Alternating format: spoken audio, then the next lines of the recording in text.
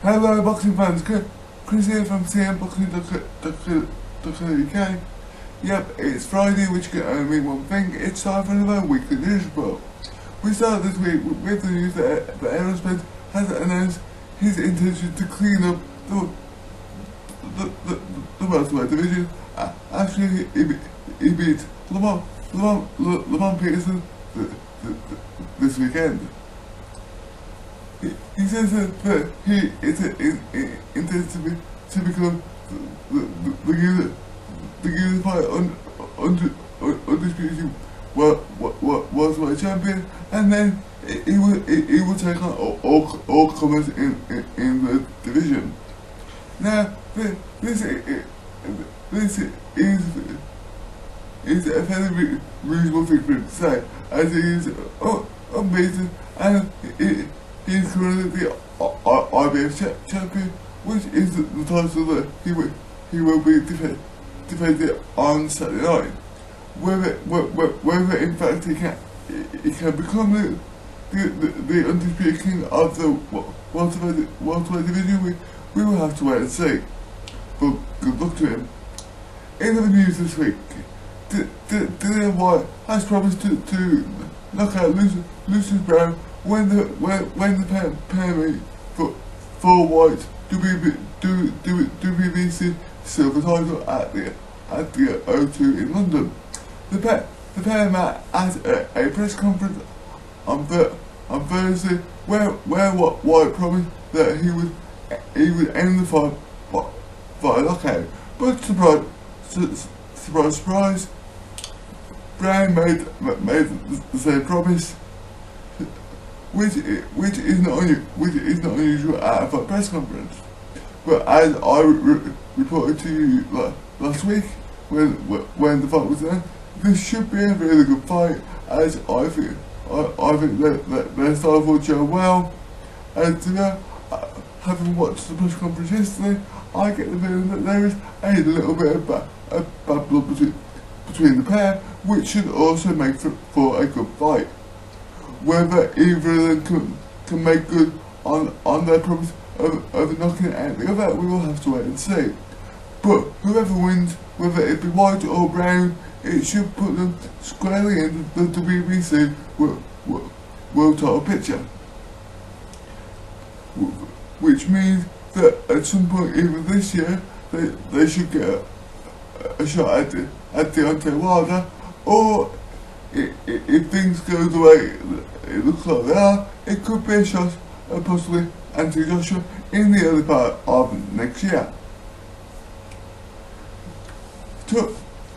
In the build-up to the Joshua Parker fight, David Price has been recalling the time where he knocked down Anthony Joshua in a sparring session in 2011. Now this isn't unusual on the build-up to a big fight.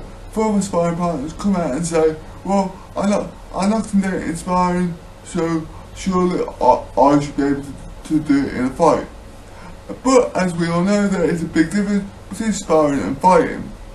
And another thing you have to remember, this sparring session where Price allegedly knocked Joshua down took place in 2011. Back then Joshua wasn't much more than a novice, and Price was an established fighter, because Joshua didn't win Olympic gold until London 2012. Now, whether he's just trying to make some noise about a possible fight between him and Joshua in the future, I'm not sure. But to be honest, I think a title fight between him and any of the heavyweight world champions is unlikely at the moment. But staying with Price, it has been announced that he has accepted a fight against Alexander Povetkin on the undercard of the Joshua Parker Bill in Cardiff on the 31st of March. Now, is this the right sort of fight price to be taken. He's on yet another comeback trail. He won his first fight a few months ago on points, but it was against an opponent and no disrespecting that he should really be knocking out. Is he going to be able to stand up to the punch power of somebody like Povetkin? Because as his record shows, he doesn't really fare too well against power punchers. He tends to get knocked out by them. But if he wins this fight, it will help with his comeback, and it will probably also help with his world ranking. However, if he loses this fight, surely this must be the end of the road for what should have been a very promising career. Staying with Anthony Joshua, Eddie Hearn, Joshua's promoter, has said that he's got no problems with Joshua traveling to America to take on Deontay Wilder, as long as Joshua comes through the Parker test in March. But this makes no sense to me. Surely, with Joshua having three of the four major belts, Joshua should be in a strong negotiating position for the fight. Because Hearn also said that he expects it to be a difficult negotiation. Now, I'm not an expert on how fights are made, but it should be fairly easy. You got one guy with three belts, one guy with one belt. They both want to unify, but surely the guy with the three belts, in this case Joshua, should have the bigger bargaining power as to where the fight takes place. Personally, I think it will get a bigger audience in this country than what it will in the United States. As Joshua versus Wilder will easily sell out somewhere like Wembley Stadium. But we will have to wait and see, as Joshua needs to get past Joseph Parker before he can even think about a fight with Deontay Wilder. Staying with Anthony Joshua, his head coach Rob McCracken has said this week that Joshua will weigh in lighter than 18 stone. In his past two fights, he's weighed in at 18 stone plus, and I don't know what you think, but they haven't been vintage Joshua performances. Okay, he's knocked out both of his opponents, but I think he would be better weighing in somewhere between 16 and 17 stone rather than 18. I think 18 is just far too much weight for him to be carrying around, especially as the fight goes down the stretch.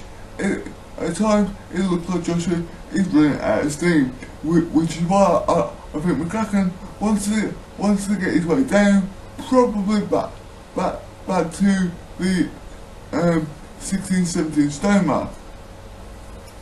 Finally, as we all know, Kell Brook is making his comeback on the 3rd of March in Sheffield.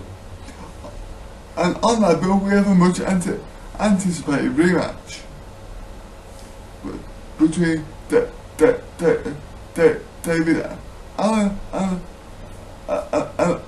Lamont Thomas.